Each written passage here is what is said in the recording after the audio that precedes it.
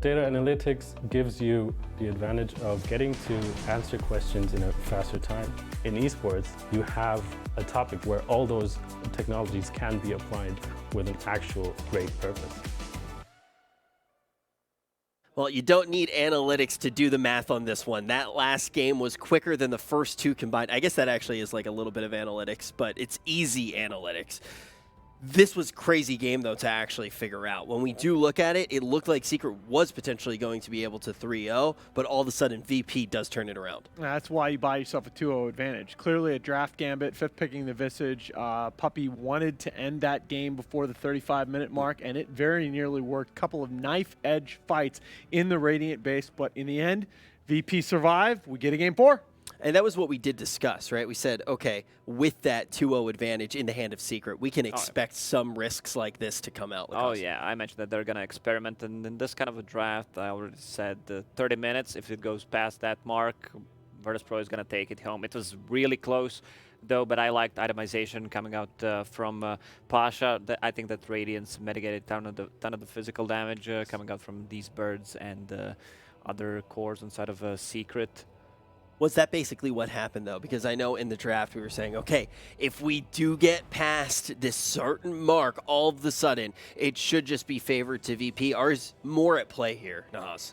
I think VP did do some things in the early game to give themselves a chance. I like that both teams are committing really heavily to these early game moves. And this is what you see. The good teams, good early game teams, which I know quite a bit about, they make you beat them twice to win the early game. And I like this just not passively sitting on the laning phase advantage. I also like the fact that in 2 of the first 3 games, VP have gotten Pasha on a hero that's going to have kill threat against Zai at level 6. We saw it earlier on the Doom. You saw it this game in the Brewmaster. He gets his kill with the first split onto the Zai Tidehunter. Nah, something that you said while we were watching the game that I thought was really heads up was the idea that every moment, every minute that this game stayed even was beneficial on the side of VP. Yeah, it's just how these drafts work, that VP is playing for time. You know that if you get to a certain point in the game, certainly at the point where PL gets his heart, which was delayed by a nice courier kill, but the minute PL gets that heart, you just don't have the material to deal with that. You know that in picking the Visage, but you think you're going to be able to end the game before that becomes an issue. I mean, from what you just saw too, Lacoste, we're at that 20-minute mark, and already we do see Secret knocking on the Radiant door. It does look grim in certain capacity for VP. How did they get back in it? This is where everything turned. They managed to get a kill on mid one, who used the buyback and died in the fight. After that, at this point, Phantom Lancer was really hard to kill. Once he gets the illusions up, use the Doppelganger, they don't have anything to find out which one is real unless they use a Ravage or Sanities, and a couple of times he escaped with really low HP. They needed to focus the Phantom Lancer, which they did, but also it's all in again. At one point, it's going to come to that where Team Secret, no matter which item they buy, it's not going to change anything because their heroes are not going to scale. Visage hits his peak, same goes for Tidehunter, OD, and you just can't fight anymore. And I got a new nickname for Yapster, considering how much times he trapped his own team with with wards. It's Trapzor. Good work. Good work. Gonna let that one sit for a minute. All right. I do want to say Aeon on the No One Pugna also did quite a bit of work in this game. We saw him die a couple times early in these team fights, but that item, again, because of how reliant Secret was on those 2 big AoE ultis, that item kept him alive in the fights through the initial burst a couple of times. Now, I'm already thinking, obviously we have a little bit more to watch here in the highlights, but I'm already thinking, what the hell happens next in this series? If you're just tuning in, this is one that you really do want to watch all the games. The first 2 just so quick there for it Secret. Is, Trapzor. It did. I mean, forcing mid you're one not to wrong. TP out, and he TP'd back to base. They still had a shrine. He could have TP'd to a shrine instead. It's about those little things.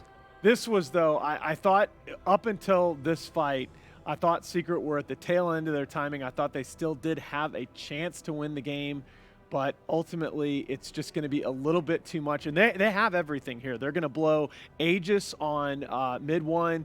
It's Nisha that's going to eat the cheese on the way out here, but they're going to both end up falling. I feel like they could have used Ravage a bit later because threat of the Ravage is sometimes better than the Ravage itself, and just try to focus the Raxes and get out. I mean, Secret even got I believe Finger was used on the Undying in that fight. Just tickled him. That did nothing. Yeah, so that was just, again, it's a game of inches, and maybe like just a minute or two late on the side of Secret. After this fight, Virtus.pro knew that they're gonna win this game. They can't really lose it. No real answer for Phantom Lancer and this Brewmaster. I'm not sure what his level was, but I think he was close to level 25. Pretty damn hard to kill. Now, I already mentioned the first two, incredibly fast. This one threatened to be incredibly fast, and that one resulted in a quick 3-0. I mean, to put it in perspective, I think the cutoff was about 24 minutes. If Secret had won this game before the certainly before the 23-minute mark, this series would have been faster than their 2-0 of EG. That is bonkers. Yeah, I know we were out there too. We wanted to take a moment to actually see the arena and get to watch out there with the fans. Really is something to see. We're kind of in the back right now doing all the analysis. So it was one of the first times that Nahaz and I got to go out there, and we start running back because we're like, oh my gosh, this might just be it. You know, around that 20-minute mark. Oh yeah, oh yeah. I mean, Secret had their chances here. You know, I thought Kyle was right when he said, you know, there are a lot of people that are going to look at this game and call it a throw. I don't know if it's a throw as much as Secret took a very calculated risk on the draft, and it very nearly paid off, but VP do just enough. Yeah, I don't think it's a mistake on their side to take this chance either with the draft, mainly with that Visage coming in at the final pick, because they have everything in their favor right now. I mean, they started with a 2-0 in the grand final with these quick games. Morale was probably the only thing that you could say maybe they're risking, right, by giving Virtus.pro a win here. But still, you're scared of Team Secret. They had to fight them close the entirety of that one. Oh yeah, Team Secret, they're not saving strats anymore, which is great. They're going all in, try to pull this one to finish it really quickly, maybe even try to demoralize Virtus.pro for all the damage that they've done to them in the past. But we could go to game number 5. Oh, easily. That's what everyone wants to see, right? We could easily get all the way to game 5. Virtus.pro could turn it around. And I want to ask right now, we say that Team Secret has had the affordance to try something a little bit risky, but one thing that we've seen throughout the past 3 games is they're mostly prioritizing going fast, which doesn't, it's not necessarily what we've seen from them throughout the entirety of the tournament. Do you think they're going to switch that up when we get to the next game, Nahaz, or do you think they feel safe playing it quick? I mean, again, you can't criticize the draft too. You picked a Visage Undying tri-lane with a chance to win a major. Like, I'm going to take my chances with that 10 out of 10 times. It didn't work out, but that's fine. I think Secret are going to pick a little bit more of a balanced lineup this time around. I don't think that they're going to put themselves in that situation, that at least that extreme version of that situation in 2 straight games. Yeah, like Haas says, everybody wants to get to the game 5. Well, I'm pretty sure they are definitely a few of the people who do not want to get to that game 5. They do not want VP to start picking up their momentum here, and I don't think that they're going to want to play it risky to go into a game 5 to then be like, okay, now do we want to change something? Because I think if you think about the order of the matchup, right, if you were going to try something a little bit safe, now would be the time to try it. And then if that doesn't work, you can say, okay, would we rather play something safe or take a risk when you do get to the game 5 scenario? Those hero damage numbers, by the way, that you're seeing on the screen, that's astronomical for a 40-minute game. Like, there was a lot of fighting in this game, and Secret was able to dictate the tempo that they wanted. Secret almost pulled that together. VP able to hold on. This is the resolve that we said that this team has, and I think that this answers some of the questions that a lot of people may have been asking something that we did air, which is the idea of losing those first 2 games so quickly. Does that start to play a factor? VP just pretty much says absolutely not. I think seeing them hang on even in a scenario like that and being able to turn it around shows it's not just those 2 games. You then come out and you get slapped around for the first maybe 15 minutes of that game and still win. So this is a huge boost for Virtus.pro. They needed this, even though they're 1 game ahead of being eliminated. It's I think they just needed this energy that they got.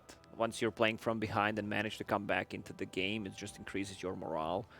Yeah, it's crazy. Like, that's more morale than if they came out and just slapped them around, I think. You know, we keep talking about these games that were incredibly fast, but now when you do look at the side of VP, this was a well-fought game where it looked like they shouldn't be able to win. I think some people maybe say, oh, that it was a throw on the side of Secret. It obviously wasn't.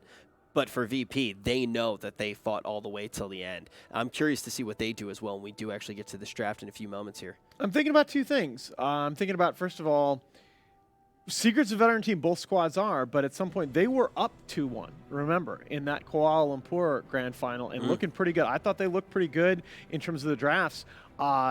Does that start to play a factor? Ordinarily, you would say no with teams at this level of experience.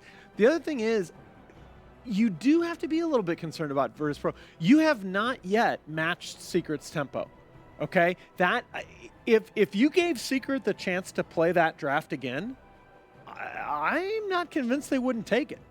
And the other options that may open up, right? Think about the Luna. Think about these threats that may be open if you are trying to avoid this draft again. So Secret seems to have all of the tools in their arsenal that they can be dynamic based off of what Virtus.pro wants to do to try to slow them down. They still seem to be the tempo makers in our matchup. Lacoste, how does VP change that? Well, the old VP that we were seeing had done this so many times before, where they are controlling the tempo, and this is not a good spot for them to be in. I think they need to adjust their drafts a little bit to match up against what Team Secret has, but you can see that they're laughing right now. They did not look good during the 3rd game, first 15 minutes. You can see it on the camera. Yeah, that was the first time at a major in a while that I've seen a VP team look a little bit moribund in the booth. Yep. This time, though, I think they're starting to feel themselves again. It's just going to be about matching that lane threat by Secret and being able to get back to that VP dictating pace, as Lacoste said. As I'm getting excited to see what will happen in the draft for the 4th game. I'm already thinking about the fact, too, that this is a matchup that I just want to continue seeing throughout the year as well. And ready to see something like this go down at TI already. Both of these teams have already secured their ticket there, placing into the grand final, both of them, both majors. Now we're going to find out, VP, are they going to be able to take 2? Are they going to be able to extend this to the game 5? Are Secret going to have their revenge? Are they going to be able to change the storyline here? And we'll be getting into this draft shortly, and we can see the players getting ready. And I just can't stress enough the fact that we just have no idea I what love they're the going to mind log games. in. Yeah. The mind games are incredible, right? I mean, we actually spent a good amount of time in the first game's draft talking about the potential for Visage and how Visage and Undying could be really strong, and it gets ignored, and you just kind of forget about it. And then all of a sudden, Secret pivot completely in Game 3 and pick it up as a surprise 5th pick. It's almost like they find ways to let VP be comfortable, let them forget about some of the options that they have. Puppy does seem to be just the mastermind. Yeah, I mean, you can feel that they were going all in the previous game, since they picked Visage into Phantom Lancer. Usually it's the other way around to counter the Visage, because he does not have a tool to deal with any kind of AoE illusion clear. And that comes down to, again, the fact that they could take a risk, right? And they want to prioritize that early game. Don't think that'll be the case this time around, but if that's not the case, can one of these strategies that we saw with something like a Luna come into effect? Once again, that Magnus going to be banned out. These are pretty similar bans to what we've seen so far, but we still got 3 more left. I mean, I just think it's a matter of extent. I still expect Secret to put a premium on the early games because they've been so strong. But you just don't have to put all your eggs in that basket. So there's the Tiny again. Tiny was something that we also saw already. So the bans have been pretty similar throughout all of the games so far, all 3 of the games. Is there anything you would want to prioritize here, Lacoste? The openings were pretty much in the same in the game 1 and game 3, and the bans as well. You never know what Team Secret is gonna pick. They feel like Earth Spirit has been giving them a lot of trouble in the previous one. They are first pick though overall for the first time in this series is Team Secret, so they can pick up, if they choose to, the Outworld Devourer with the 4th pick overall and not have to worry about something like a Pugna necessarily being first phased against them. Okay.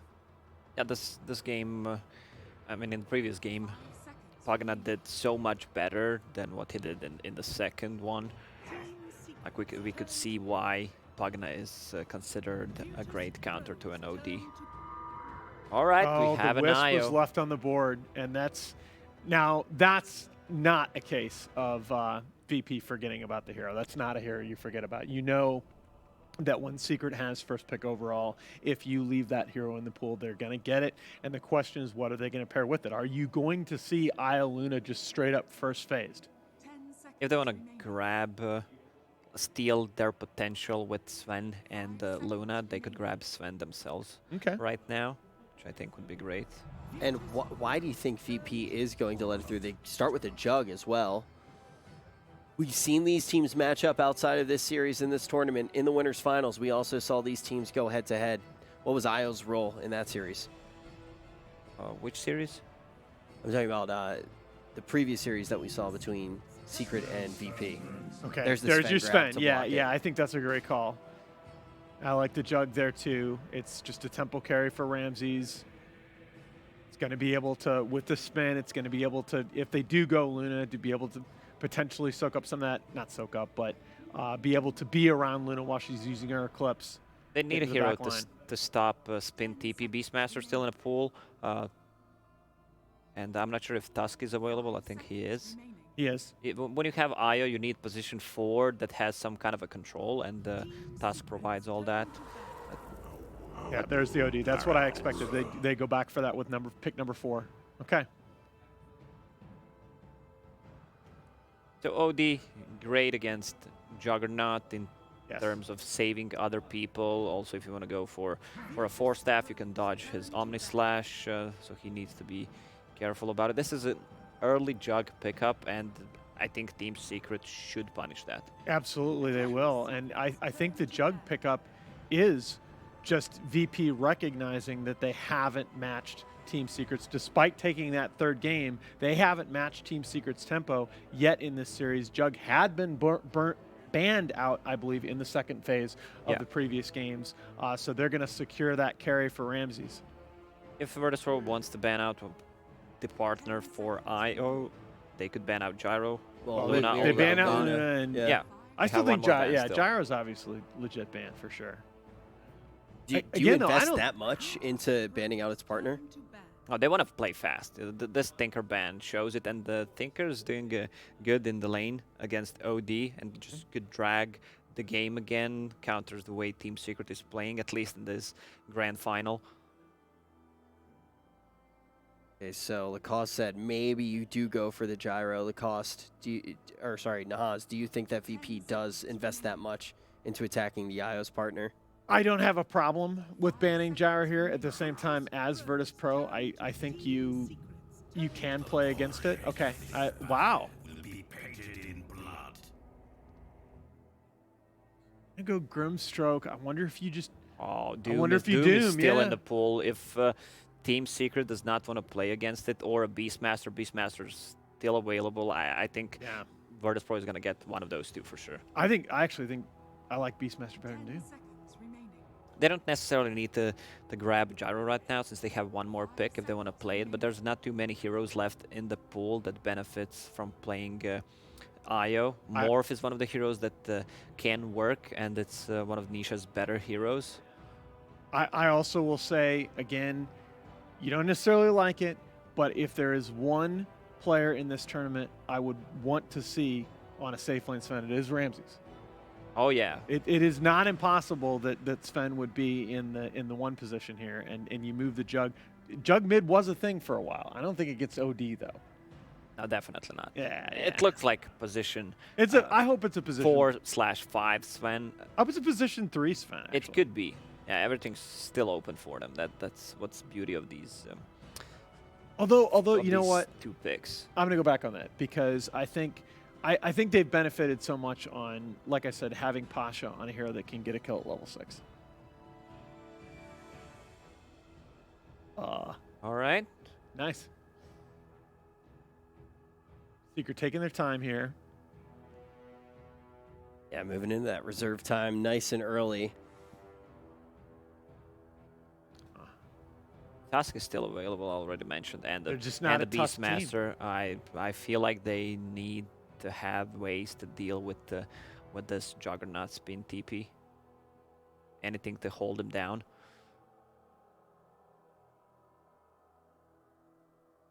Virtus.pro definitely looking for that Doom pick. We've seen Dooms countering so many ODs in this tournament, especially if he's combined with the Grimstroke. And it's one of Pasha's better heroes besides Beastmaster. So whatever Team Secret takes right now, Virtus.pro has 2 options left. Okay, there's your 5 position support for Puppey. All right, that goes through spin. Yapsor is the Wisp player. Also, again, there's your Doom. I think that's a good call by you, Lacoste, and very much against the OD. Also got to be said, you go back, Zai has played offlane Bane in the past. I don't know what I feel about that. I've been hating Bane since 2 years ago, even though when he was popular, kind of fallen off, got nerfed. I just don't feel the hero. It's a good way to set up relocate plays, even more saving capabilities besides Astral. You have a Nightmare, but good ways to set up reload plays if you want to go for it. And the biggest thing about the Bane is, of course, just the hero is just so strong in the laning phase. Yeah. Right? He's super tanky, trades extremely well with Brain Sap. So some decent things going on in the laning phase on the side of Team Secret, but with cost, what else does this lineup already They need offer? something to start a fight with on side of Team Secret. You can't just rely on Bane setting up a reload. There's no good way of them initiating a fight, and I feel like getting a Tidehunter could be like a good and bad choice at the same time, because then you're forcing Doom to use Doom on Tide instead of a OD, but then he just cripples your Tidehunter. Right, right. I like something a little bit more dynamic. I think a Brew would be okay. Brew is fine to cut into backlines, deal Right. with the Grimstroke, who has no escape. Good way to dispel the shield. When I say shield, I mean Warcry. Okay, so a Brew has the potential to be dynamic here. Yeah, we expect Secret to take their offlaner last. I like the Brew, but the Tidehunter is definitely still on the table. The Beastmaster ban, that's very good ban, was the next hero on that list. Although I kind of agree with, I think Lacoste is right that I'd prefer something that has a little more AoE initiation as opposed to single target.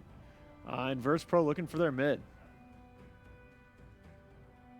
Something that's going to face off against OD. They could pick the Lina here, honestly. Yeah, I mean, you got Lina. This is one of the combos that people talked about with Grimstroke.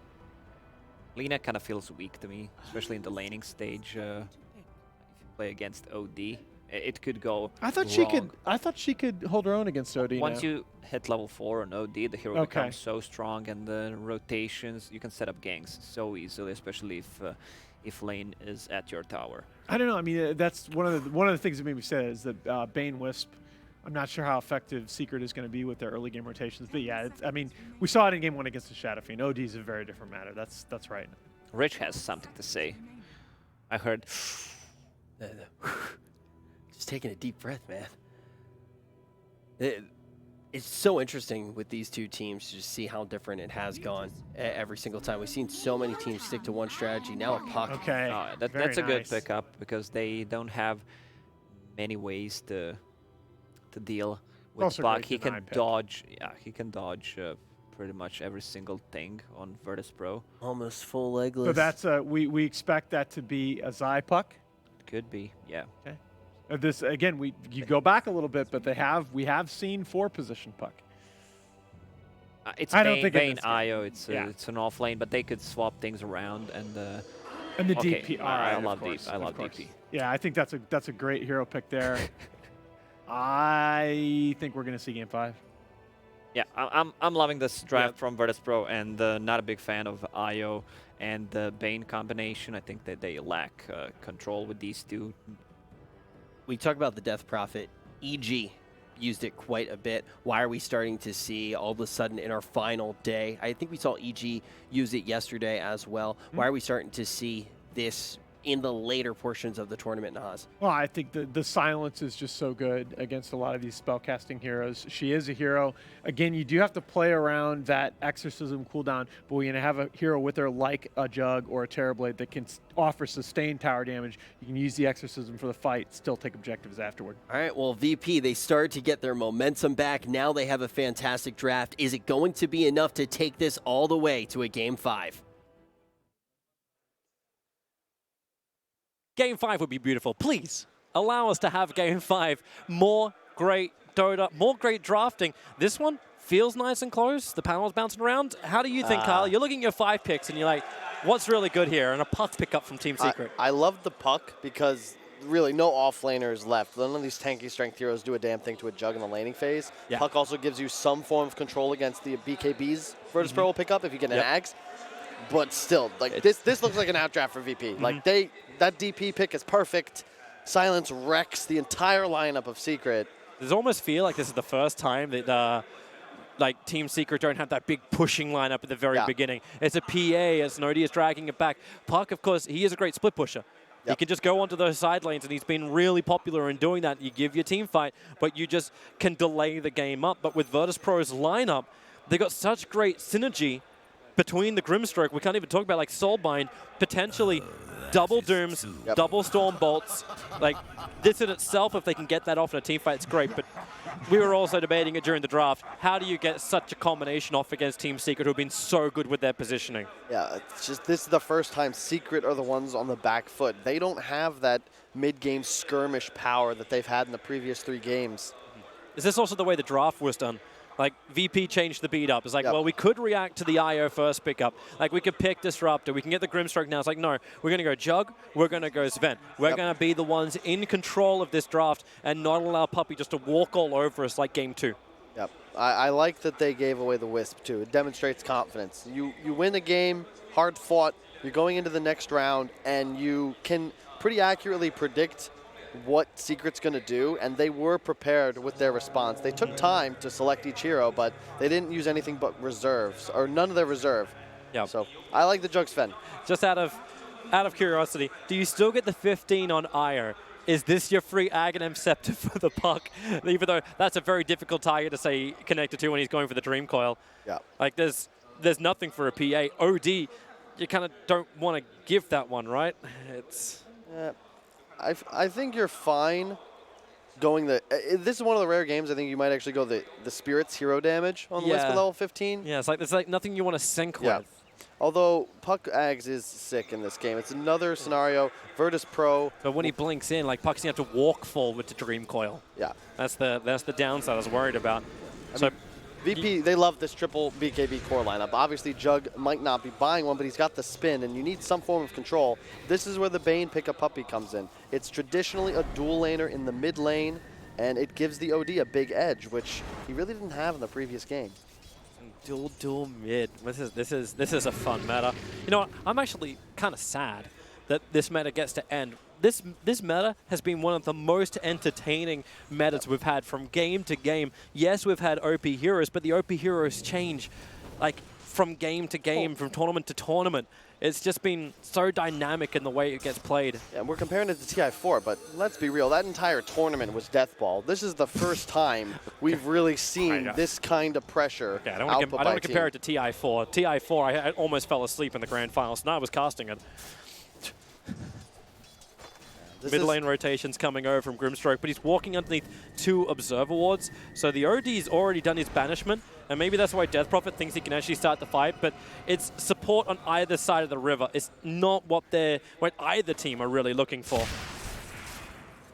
I like the puck pick once again, though, because Zai is just not really able to be pressured. Yeah, you can zone him a bit as the solo Sven, but he's never... The thing that threatens offlaners when you're Jug is if you can just solo kill them or keep them out of lane, because they're melee heroes.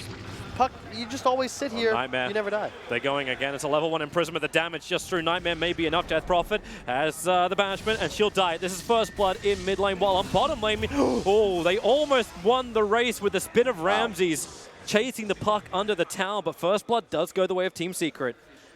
That's unfortunate from Zai. He had to use the Q to juke the stun and ends up getting killed because of it. And Grimstroke's being a real pain in the butt. Here they go again in mid lane. A Nightmare. It's a level 2 imprisonment. Grimstroke's got his own stun, and they just banish him. Say goodbye to the stun. It doesn't exist when you're in the Netherworld, and that's Roger. Gonna go down as well. Maybe with a Fairy Fire he can survive. No, one more attack from Puppey will do the work. So difficult to win the support versus support matchup when you're up against a Bane. Solo should know this better than almost anybody else and tell it to the rest of his team. And even though he died, Zai's still doing significantly better in the bottom lane than his counterpart in the Doom. And not just in his own CS, but the way he's forcing Ramses to miss a few under his own tower and as he's chasing Zai.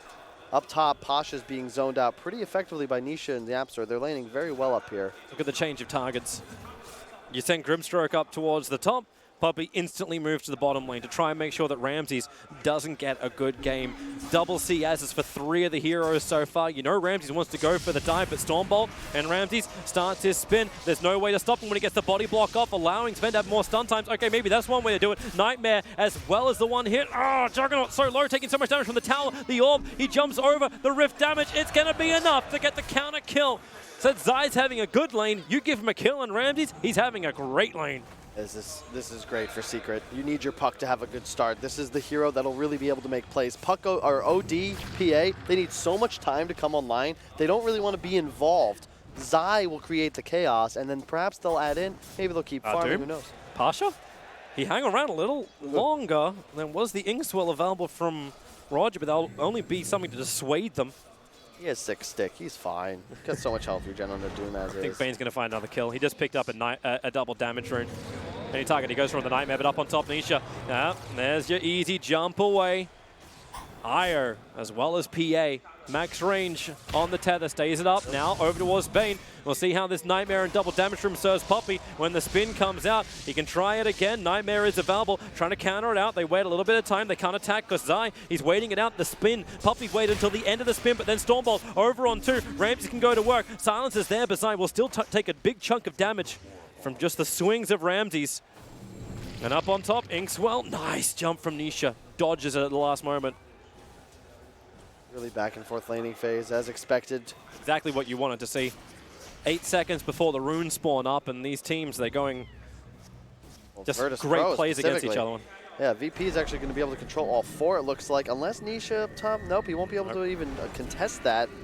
Downside about PA, can only jump to something. Indeed. Not like a Queen of Pain.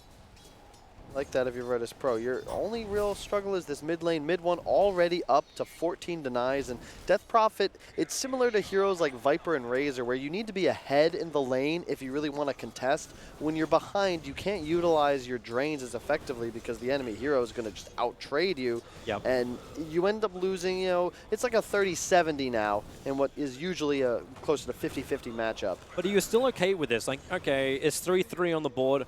Doom, we've seen his recovery, so even though he's 13-1 and not having as great a game as Zai, Pasha's still going to recover. Yep. And Ramses has been having a terrible time on bottom. As this game drags out, who do you even feel confident with? Well, the concern for Secret's lineup, if you look at it, is incredibly low damage and low team fight. If OD gets doomed and PA, you know, and it's not 30, 40 minutes into the game, Secret really don't have any AoE. you can coil them. You know, Zai can use a round of spells, but Virtus.pro, they have so much sustain. The healing ward, the heals from DP, the Doom Devourer, the Sven shield. I fear for the lineup of Secret if they aren't able to abuse their map mobility and the relocate. An invis room for the Sven. He didn't actually see Zank fast enough. The Observe Ward was looking for it.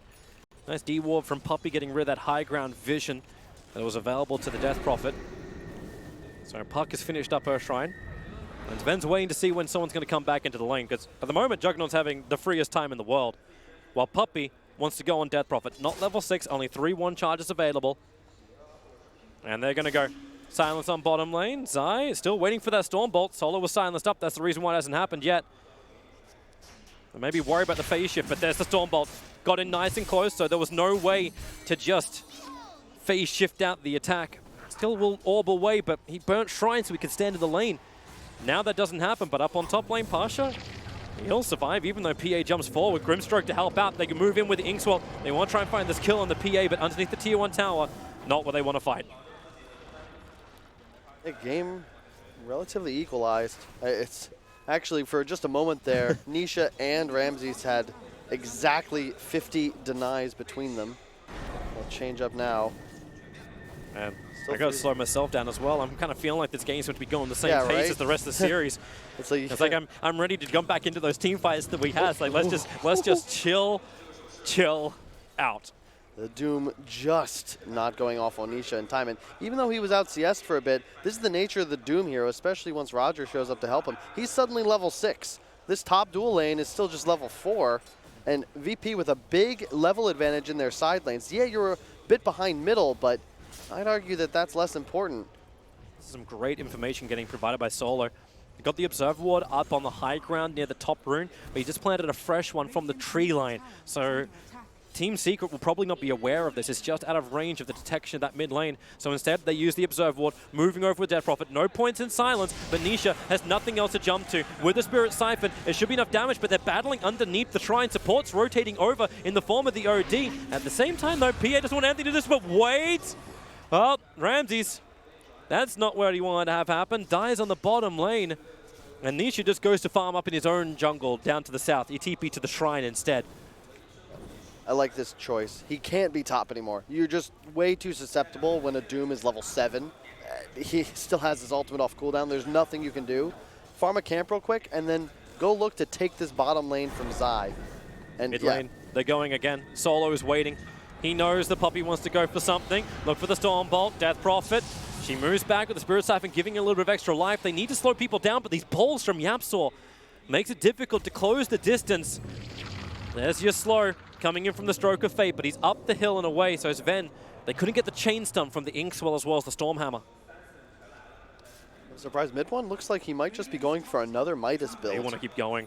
The Dire Observe Ward just sees Puck. Now he does have Dream Coil, but Doom has Doom. Went max silence as well on Zai. Oh, Stormbolt. Puppey tried to dodge it as quick as he could with the Nightmare. He'll Nightmare over on Doom. They'll free him out. Yamsaw's nearby, tethering over. Doesn't have a lot of regeneration to provide, but it's just a slow on Doom. And then the Dream Call over on 3, and the Hammer! Mid-1! He hits like an absolute, well, anvil. 2 heroes go his way. Doom, was this a little bit too heavily forced? A little bit, Toby. They want to use the Doom. You want to ensure you get these ultimates off, but... Juggernaut's looking for a solo kill, but he doesn't have Omni Slash available. He's going to lose all 4 bounty runes. Maybe, no, bottom lane. Sven won't be able to grab that. Yeah, But Nisha takes the top 2. the key hero to watch for Secret is going to continue to be Zai. This is the guy that's got to be able... He makes the turnarounds happen. Without the coil, without the silence, you can't stop Pasha from getting his spells off. And Nisha still needs some time to come online, although he's really considerably farmed. Since he had to leave the lane at level 4, and he still found a way to maintain his acceleration. Looks like he'll be going for the Battle Fury rush as well. A late game Nisha PA to carry the game. Wow, I think I've seen this before somewhere, Kyle. Is this a rerun? I mean, Ramsey's on the jug as well. Like both of these players are on signature heroes, not just for themselves, but in the meta too.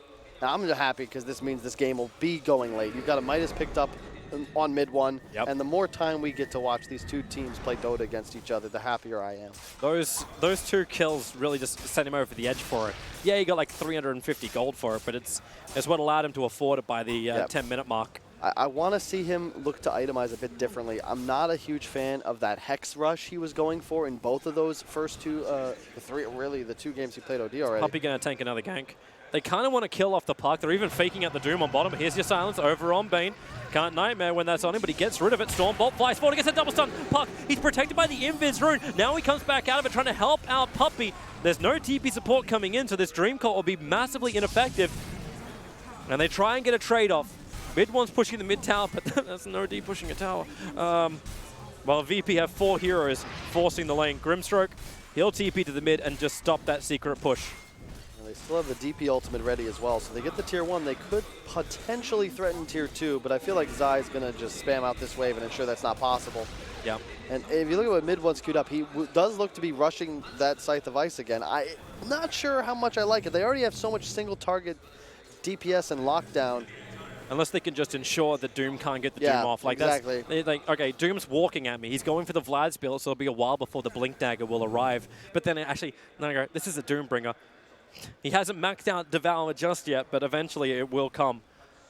And they look for another target. Smoked up. They'll see Puppey. We are walking around during daytime for another 2.5 minutes. So they leave an Observe Wall behind. Imprisonment used on mid. Puppey's moving over. He's got the Nightmare and the Fiend's Grip used on Grimstroke, but they all got Soulbind together in the double Doom and the double Stormbolt. That's the combination that VP's been itching for. And the Omnislash, they're trying to relocate him out and it won't work. They take 3 heroes. Virtus.pro.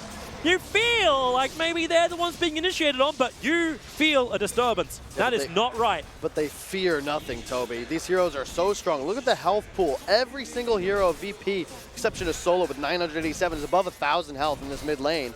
And Secret, you're still so squishy. Like, you have a Midas, a naked Midas on your OD, and Bane... It's all about the dodge, right? It's having the Nightmare, it's having Imprisonment, it's having Phase Shift, it's having the IO sustain or the relocate back out. But when VP initiate and they get a double Doom, it disables so many of these abilities. Yep. I mean, that's just the dream, right? You just blow your ultimates. They were waiting for this opportunity for some time. 7-7, game still equalized, but VP's lineup will thrive the longer this game goes. It's like Pasha just walks. Like we talked about, like how do you get this combination off against Team Secret when Pasha just walks into the fight? But the phase boots and the fact that Secret were initiating on a different target. Puppey stood still because he was trying to Fiend's Grip and kill off the Grimstroke, and they got him at least. Grimstroke died, but they lost so much. And it's some of this tale of the tournament thus far. You got one team, Secret, they're looking to find an initial kill on someone 100-0 before they can get a single spell off. Virtus.pro, you have so much sustain, so much staying power in engagements that you're confident as long as you survive that initial burst, you will win these fights just because of how powerful your heroes are as the team fight continues and continues on. Like, you're going to have DP ult churning, you get the Doom off, and you have so much more reach as well. Like, you're just going to charge after people with that maxed out war cry of the solo Sven. Yep. Like, they're so fast. God, it really is crazy. No one with the defensive Fuel Scepter. He can even be aggressive with that if he wants to. And then he's going to build into the hood. Ensure that magical pop damage of Team Secret just doesn't explode the Death Prophet. Max duration on Exorcism. Pushing down buildings if they wanted to. Even their Observer Ward placing on bottom lane. It ensures that their farm areas are secure, but it also lets them have an early detection warning if Team Secret want to try and push down the tower. And surprisingly enough, they're coming down. They're not in range of the ward. In fact, Doombringer is nearby. And now they're going to see him. It's the 15-minute runes. Puck, he'll jump forward. He'll bottle that one up. Dream call out, Pasha. He'll try and survive through this. Did not get the Scorched Earth off, but it won't matter anyway. Can't walk away from the Dream coil. So Doom will die, and this is Secret's turn to get a lot of bounties. I love it. I mean, both teams, the best teams in the world, of course. I keep saying it. 15 minutes, they're already ready. They're prepared for an engagement on the rune. These bounties are objectives. I think you can say the best teams in the world. They have been in the winners bracket final and the grand final of 2 consecutive majors, the only 2 in this DPC season so far, and of course they're the only 2 teams that are qualified for TI so far, both rightly so, but VP and Secret, like they dominated the last DPC seasons too. I think Secret qualified like 4 or 5 months into the last DPC season.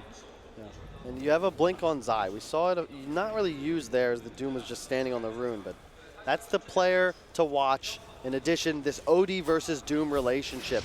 Will OD be a hero? And he said, whoa, what? What? He died to the Ancient Stack. Oh my God. I have not, wow. I don't know if we can go back in a replay and just watch that in slow motion. If production has that available, but if you do, I would like to see that. And yeah, you're right. Yapsaw, they jump over, they realize he screwed up on the Ancients, and Yapsaw with a relocate. They'll find what they're looking for. In fact, they may find more. Puck's ready to go. It's a double silence and Dream Call, and they drop the Ultimate. Virtus.pro, what just happened here? Holy That's the first real individual mistake we've seen. More. Solo is too much damage. The All flies forward. Solo must run to the left and heal Dionysia. It's a double kill. This is crumbling right now. This is what makes these teams good. It's not about even how many mistakes they don't make. It's how do they respond when the enemy team makes a misstep. Ramses dies to Ancients. They're relocating there to steal them within 5 seconds and then immediately turning around under their own ward on their tier 1 tower. 4 kills. There was the observer ward as well that was at the room that saw the fact that he died there. That's how they had the information. It wasn't even just a straight up read. They had the vision of Ramses dying in front of them. That is the first time I've seen Ramses make a move like that. Like, guys played near perfect this entire tournament, this entire season. And VP go on to lose this game. You got to point to this moment as the reason why. However, big spells of Secret are on cooldown. No relocate, no Bane Grip, no hammer. In they go. You said it. Roshan crumps down. No one has already burned the Exorcism, and he's not inside the pit. He's letting the Exorcism do the work from the north side, so the Juggernaut's the only one risking himself. Io has the Spirits in close. Here comes your all forward. Initiating onto the DP is really difficult. The Stormbolt sent over towards Bane, so they've lost the double stun ability. But wait for the Soulbind. He's looking for a target, even a double damage rune. Juggernaut, maybe it's worth coming out of the pit for this. They get the Aegis Immortal, and then the DD into Ramses. They want to fight. They're looking for anything. They trigger anything they've got as the Warcry to get forward. Virtus.pro, they want to go forward so fast. And you can see Doom is running at 5'11" move speed when Warcry, Scorched Earth, and Phase Boots are active. Are they backing? They're backing up. Virtus.pro, even with a double damage rune on the Juggernaut, they don't want to force the issue into Team Secret just yet, even though Sanity's Eclipse is down for the moment. A bit less action-packed in the previous 3 games, but you can still feel the tension. Both of these teams have such a great read on the flow of the fights. Who's more powerful in what position? You can tell that they know exactly when they should or should not be engaging. Yep. And I think Secret make a wise decision there. They pressure, saying, you know, VP, do you really want to force this? Because they can't fight, but maybe VP make a mistake, they leave the pit. But both teams make the right decision. I thought Nisha was like on the opposite side of the map, trying to farm up Juggernaut's areas. Yep. While Ramses is farming his own. And the blink on Pasha is going to be big. I like his decision to go for the War Stomp build here. He wants to be more, he's an initiator. If you look at the lineup, VP, they just need to get on top of Secret. If you can get a disable or fast kill on the Bane, the Puck, or just the Doom on the OD, Secret no longer have the ability to teamfight. They need that initiator's advantage, and they have to get a pick-off on someone. If that doesn't happen, you're going to get wrecked in these engagements. It still feels pretty funky for mid one. Like, he's got BKB, but it's like it still feels problematic against a Doombringer. And Doombringer, they're trying to give Pasha the space on bottom lane to afford up his Blink Dagger, because they, like, VP need this. Don't rely on Soulbind, just rely on deleting the OD or potentially the Puck. Either will do. 20 minutes, they're smoked right on top of the room. This time it's VP who lay in wait, setting the trap. Secret wisely will not fall into it, and Pasha will collect the bottom bounty. So 3 runes going the way of VP. Secret still with a net worth advantage, but a lot of that is this OD Midas. These are the runes VP wants. As we said, like, Doombringer's trying to afford his Blink Dagger. He's now up to 1,900 gold. Not far off. Ramsey attacks the top tower. This forces the fortification. There's no creep wave with him anymore. And he'll turn around. Warcry, a little bit out of range there, Solo, but it won't matter. Ramsey spins, ensures it. He's got Aegis Immortals, and all the confidence for Ramses. We saw this in previous games where teams game plan for Wisp. The way to beat it is to remove relocate as a way for Secret to play. Stick is 5. If you want to fight us, if you want to find kills, you're going to need to take us on toe-to-toe. And you just can't do that if you're Secret. The team fight disadvantage is too high, and you have a pipe on this no one Death Prophet. You could consider going tier 3 here just because, again, you're so strong. Even with a net worth disadvantage, you got to feel confident to just keep pressuring. Yep. But do they go up Virtus.pro? Tier 2 towers being pressured in mid. PA is pressuring the bottom tier 1 tower. Yep, they're going to come up. Ramses enters the base. They've still got Semptor Swamp inside the Doombringer, waiting for his own initiation. Another early spin from Juggernaut, beating into the tier 3 tower, being the front liner. And there's your Doom. He got it on the OD. Stormbolt out as well. They'll take the tier 3 tower. Remember, though, they're here for more. Bane has to break free of the Fiend's grip, but this just opens up Virtus.pro to keep the pressure going. It's a great silence, but still, the damage, all they're going to do is just stay there. But without the creep wave, they do not want to stick around. A blink forward from Phantom Assassin, also not where she wants to be. Remember, Juggernaut has Omni Slash. They get the stun. They were just baiting him. It looked like Crocodile Tears. It's a huge ultimate, but the Omni Slash is even better. So much damage. They had to find a kill. They haven't found any of them. The silence and Dreamcore won't do his work. OD Orb will. 24 intel stolen. He's starting to hit hard, but Doombringer back to fight. Blink and Hoofstomp off cooldown right now, and he gets 2. They need to kill the Io. Spin forward from Ramses. He wants to stay on the front lines. A silence on the Bane. Nightmare's coming off cooldown. They want to punish Virtus.pro. Maybe in a little bit too deep. Doombringer sacrificing himself. He'll stay around to try and get the, well, just to soak up some of the stuff, but Scepter, it goes on the Death Prophet. They're looking for Sven. Stormbolt, phase shift to dodge it by Zai. He'll get 1, they'll get 2, and Virtus.pro, too deep, too deep, too deep. Man, what? That was all Zai. All Zai. Multiple 3 or 4-man orb silences. That initial engagement, he killed the healing ward that was just placed by Ramses. That's why VP chooses to turn and run out of the base. And you know, they turn on Puppey, but he effectively traded his life away, as we've seen Solo do so many times. He doesn't care. Immediately, he's going to buy back, and that means his team now has time to turn around and continue this engagement. And look where they go. Man. They understand that Ramses wants to get back into farming, into recovery mode. They smoke up. They move over. You don't have a blink, but you've got a scythe. That'll do the work. Look at Ramses. He feels it. They're showing in mid with the puck. Spin, back up. Grimstroke barely survives thanks to his Glimmer Cape. And they're healing, warding him up. They want to try and fight, but without Exorcism, without Death Prophet being fully up, they don't do it. There were big silences from no one in that fight too, but they invested a lot into that push. No one bought a pipe. This is not an item you want to ever be purchasing on a Death Prophet in a game that could continue to extend for maybe 20, 30 more minutes. Like, he will get outscaled now, and how many times have we seen PA, especially Nisha PA, carry games once you get up to that level 20, level 25 talent? A lot.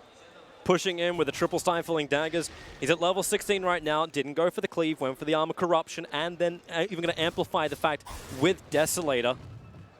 And you have so many methods of removing Omni Slash. You can Astral. You have now a defensive Yules that could be utilized by Zai. Also, he's the one that interrupted that no one TP to find that bonus exit kill. Just really on point this series. It's the Zai show. In the same kind of way that you saw Crit Carry EG, Zai stepping up to the mark.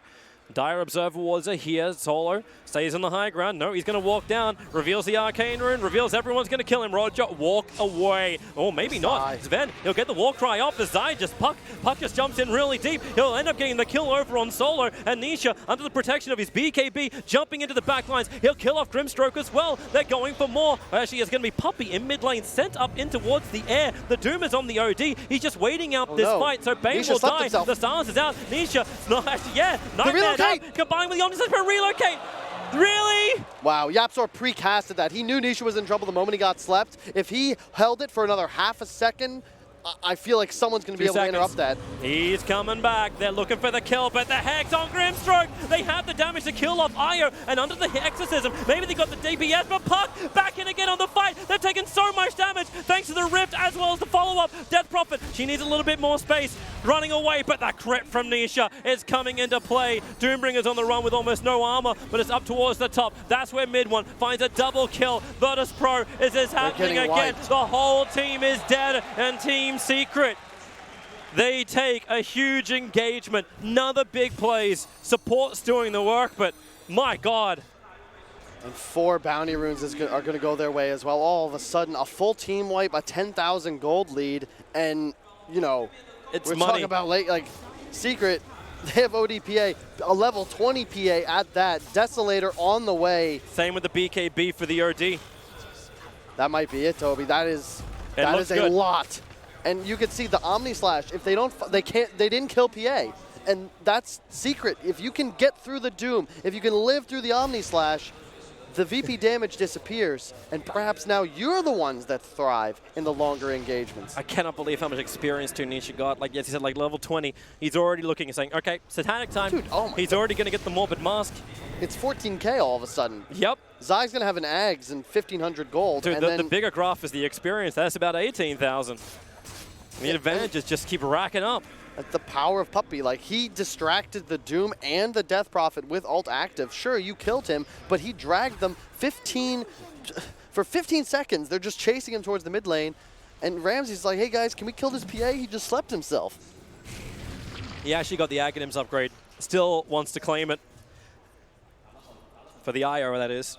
You can do cool stuff with it. OD Ags is pretty interesting. Yeah. I suppose like when you're ahead, it's good.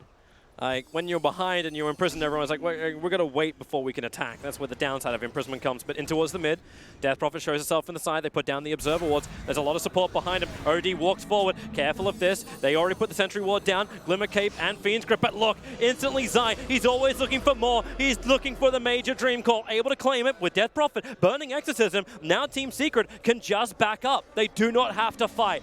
And it's a huge ability to go down. But then, no! He wants to go in! Roger just gets evaporated by Nisha. And the Hex, the follow-up, another Rift, another Silence. Maybe there's some damage to be done, but Doombringer set up towards the air by the Yulsef, but Omniscience is being soaked up by Puppey. He'll find the kill. Ire, well, they can live through this one. Maybe not so much. Doombringer, no, he can't close the distance. Yapsor's got the speed. And he doesn't have any heroes to help him out. 3 heroes down for Virtus.pro. And Nisha will come high ground. This time, I think the Rax will die. Got a blink on Ramsey's. They're having struggles to find. They didn't even use Sandy's Eclipse. He just got the +2 multiplier as well. Put the Null Talisman back in your inventory. Actually, he's waiting for the Kaya to come on the courier. Mid-Rax is gone. Virtus.pro are on the ropes. Got vision everywhere as well, Toby. Roshan is up. They can choose to go grab it whenever they'd like. 18,000 gold lead. And Nisha, they just do too much damage. Notice Nisha has changed his item build. No longer going, actually I think he's still going to go for Satanic Ramses. He needs to get out of range of the Dream Call on the back of the spin. Has TP available, will blink into the tree line so they cannot find him.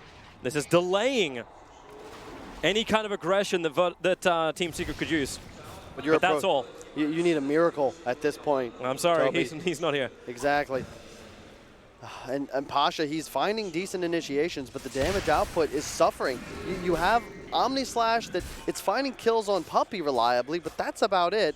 And look at no one's items. Like, he hasn't accelerated, he hasn't scaled. He's now so far behind even Zai. And it's all comes down to that top engagement. You know, you didn't get enough. You don't have Exorcism. You probably don't have the damage output you're looking for. I think you have to try, though, Toby. It's a hard ask. Juggernaut still doesn't have the damage. He went Manta Battle Fury until that Butterfly is up. He's not really that intimidating, and Team Secret are already moving quickly. Under the cover of a 4-man smoke, or actually a 3-man smoke and a blur. Radiant scan, no one's nearby. They are at Roshan. Maybe VP are looking for the counter initiation when Secret go in, but a full Satanic is now completed on the PA. She's unstoppable and looking for a nullifier next. Puck reveals on bottom. Everyone from VP need to TP back, or they take Roshan now. Do you lose the second lane of Rax in order to claim Roshan? Exorcism is up. They can TP to the shrine, potentially. That was left up, but nope. Everyone TP inside the base. Tier 3 tower's being taken. And they're happy for Nisha to be the front lines. Got a Satanic. Yep. And Satanic on the triple stifling daggers. It does proc the lifesteal. And the issue you're running into now is Virtus.pro. Sure, you can continue to delete the OD of mid one, but he's got the survivability thanks to his Wisp, thanks to the peel of the Puck to continue surviving. And Nisha's a problem now. He's the highest net worth. He's got so much farm that the moment the Doom goes out, he fears absolutely nothing. And the moment he identifies a Virtus.pro support, he's jumping on top of them and killing them. There's a double damage rune in the top river. Actually, it's going to be picked up by Puck. I thought if you give that to the PA, Roshan doesn't stand a chance. But here comes VP once more. They'll grab the 30-minute bounty rune from the top. But Team Secret already took the lion's share of the 30-minute money. Pushing the advantage now to 22,000. Almost 30,000 on the experience. It looks unlosable for Team Secret, but they're up against Virtus.pro. Anything is possible. This is Dota. Yep. They're doing a great job, though. They know the only way they can lose this game is if they allow VP some sort of breathing room due to their own mistakes. Just Campus 5. Distance and speed. They've already got the Hex over on Grimstroke. Fiend's Grip so quickly. Not to mention the Dream Core. The Hammer! Mid one. He just wrecks space. The Omnisize is kicking up. He still doesn't even get a kill from it. Nightmare for Bane. Puppy survives. The Doom goes on PA. But who gives a crap? They can't live. Death Prophet will come back up again with a couple of Spirit Cipers, but they just waited it out. And now Death Prophet will die as well. And GG, well played. Team Secret will be the major winners over Virtus.pro, 3-1. They achieved what they were unable to do at the last major in KL. They have taken out Virtus.pro, and they do it with one game to spare. What a great run. Incredible fortitude as well. Like a tough game 3. You've got to feel like they made mistakes, yet they pull it together against their rivals, their bitter rivals. They worked so hard for this. I did not see them for the last 2 weeks. They were just training, practicing. Puppy, my God, I have not seen such tactics since like Hannibal against the Romans in those first 2 games. Like he gives them a 2-0 edge just based on his thinking alone. And it has been such a performance. Team Secret, they've gone through the winner's bracket, and they will be walking up to claim the trophy. They went the whole way. Please they got dropped down by Virtus.pro. The champion of Chongqing Major, Team Secret. The announcer does it perfect. Your champions, Team Secret.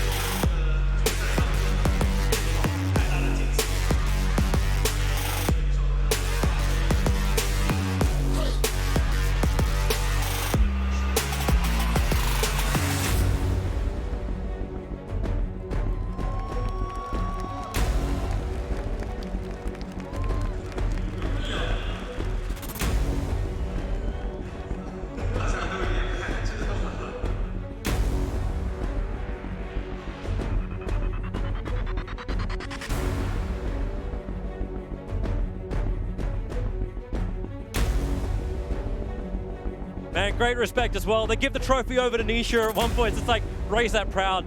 He did a fantastic job throughout this tournament. It kind of is fitting, Carl, that he gets to end on PA. One of the heroes he wrecked in the group stage with. Brought back games which should have been lost. Yep. And really just an amazing performance from all 3 cores on the side of Secret. 1 death on Zai, 1 death on mid 1. Nisha, perfect 10-0 and 8. I still have to give the MVP to Zai. I felt like he was just a part of every critical engagement that Secret were able to win. It was the mindset as well, right? Like Zai was always looking for the next thing. Like Puppy gave it to him in the game 1, game 2 draft. Everything just syncs so well. And Zai was like, you know what? 1 kill is not enough. We have to stay on top of Virtus.pro. And you know, a fitting way to end this patch as well. Because this series was worthy of what we expected it to be. They're the 2 best teams in Dota. They brawled. Like, I wish we could see more, right? Because Secret, they came out and they're just like, oh, they're 2-0 in 35 minutes. And Virtus.pro, you got to be a bit disappointed because you're... You got to be disappointed, but you also see what you have to go through to take a game off Team Secret. Game 3, they pushed so hard to get that. So VP are still props. They still made it to the grand final. They still proved that they are part of the top 3 teams, VP, EG, and Secret, all in the top 3 consecutive majors. Terrific Dota from all sides. But at the end of the day, there can only be one champion of the major, and that's Team Secret.